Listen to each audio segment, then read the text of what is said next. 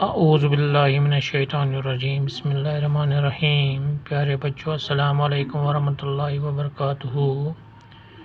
آج کا ہمارا جو موضوع ہے وہ ہے استاد کا احترام کا جو کھلا سبق ہے، اس کے آخر پہ کچھ صحیح اور درست بیانات دیے گئے ہیں۔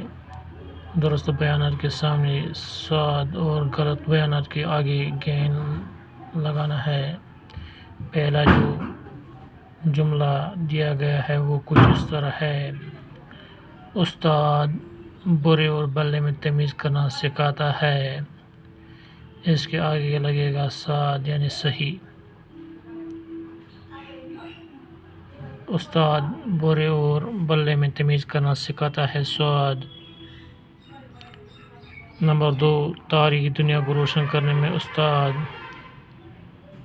اہم کردار ادا کرتا ہے۔ اس کے آگے بھی لگے گا سعد۔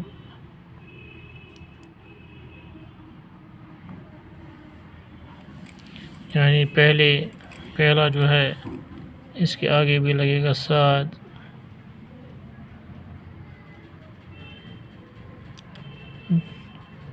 تاریخی دنیا کو روشن کرنے میں استاد اہم کردار ادا کرتا ہے، یہ بھی صحیح ہے۔ استاد رہنمائی کر کے ناہمواریوں کو دور نہیں کرتا، اس کے آگے لگے گا گین، یعنی غلط۔ نوشیروان نے اپنے فرزند کو ایک استاد کے پاس بھیجا۔ نوشیروان نے اپنے فرزند کو ایک استاد کے پاس نہیں بھیجا، یہ بھی غلط ہے، اس کے آگے بھی لگے گا گین۔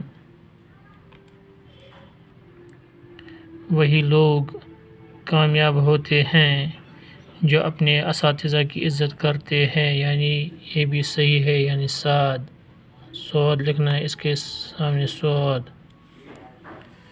غور کرنے کی باتیں: استاد کو معماری قوم یعنی قوم کا معمار، قوم کا تعمیر کرنے والا، معماری وطن اور معماری انسان بھی کہا جاتا ہے۔ معمار کے معنی ہیں تعمیر کرنے والا۔ اس کا مطلب یہ ہے کہ استاد تعلیم و تربیت کے ذریعے بچوں کے خام اور کچے ذہنوں کو پختہ بنا کر ان کو انسانیت کے رتبے تک پہنچا دیتا ہے۔ دوسرے الفاظ میں وہ انسان سازی کرتا ہے، یعنی انسان تیار کرنے کا کام کرتا ہے۔ وہ مختلف علوم و فنون کی تعلیم سے نئی نسل کو آراستہ کر کے اعلیٰ انسانی قدروں اور اصولوں پر مبنی سماج تعمیر کرنے میں انتہائی اہم کردار ادا کرتا ہے۔ باقی وسلام۔